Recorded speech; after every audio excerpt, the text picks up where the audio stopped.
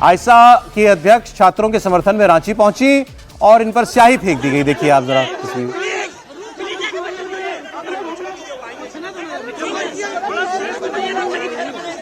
ये दिल्ली की प्रोटेस्ट में भी काफी एक्टिव रही। ये सीजेपी वाले भी जो हैं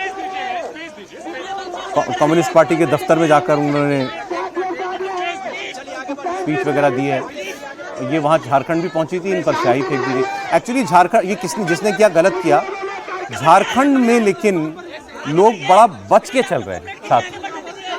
ये नहीं चाह रहे कि हमारे बीच में कोई भी पॉलिटिकल कलर वाला आदमी आए। नहीं, जो लोग जैसे दिल्ली में आए थे ऐसे किसी आदमी को ये लोग एंटरटेन नहीं कर रहे। हर्षवर्धन जी जो कल कह रहे थे, यह स्वतः स्फूर्त आंदोलन है, वो प्रायोजित आंदोलन था। ये दोनों के बीच में फर्क है।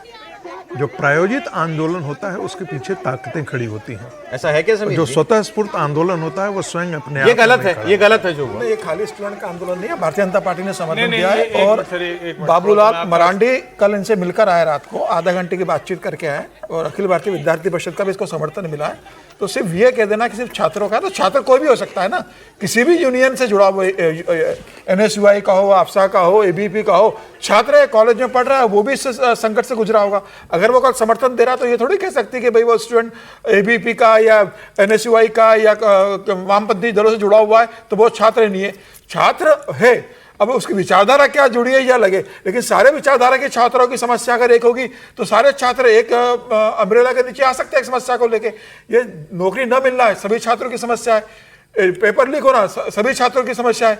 बेरोजगारी सभी छात्रों की समस्या है। तो उन छात्रों ने बीजेपी के ऊपर आरोप लगाया है स्याही फेंकने का कि बीजेपी के वर्कर्स ने कहा। देखिए अब वो तो बीजेपी के लिए कहेगी ना, मुझे लगता है बीजेपी का कोई लेना देना नहीं होगा। लेकिन अब ये तो नहीं कहेगी कि मेरी स्टूडेंट विंग ने आरोप लगाया होगा। जिस पे हमला होगा तो वो विरोधी पार्टी के ऊपर ही आरोप लगाया, इसमें कुछ नया नहीं है। लेकिन मुझे लगता है कि वहां पर अब छात्र के कई नेता लोग पहुंचे होंगे।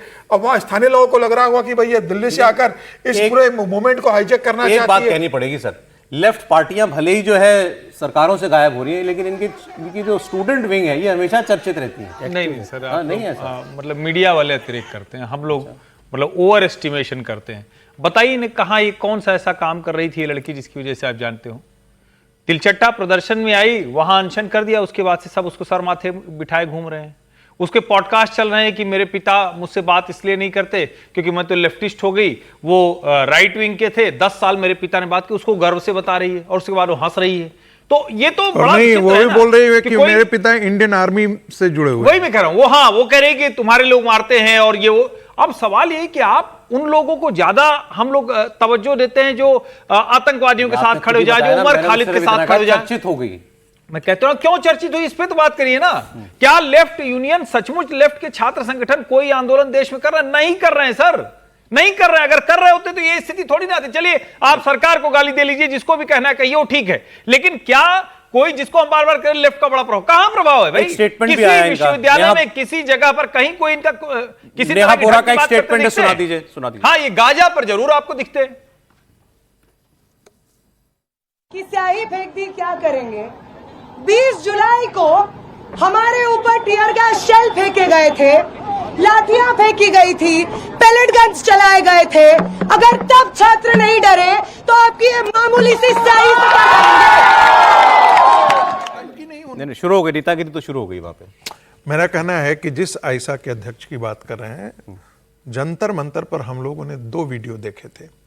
एक वीडियो में 2 स्टूडेंट हैं जो उनके कंधे पे हाथ रख करके ये चल रही थी, यानी बताने का ये प्रयास था कि हम आंदोलन में इतने ये हो गए हैं कि हम चला नहीं जा रहा है।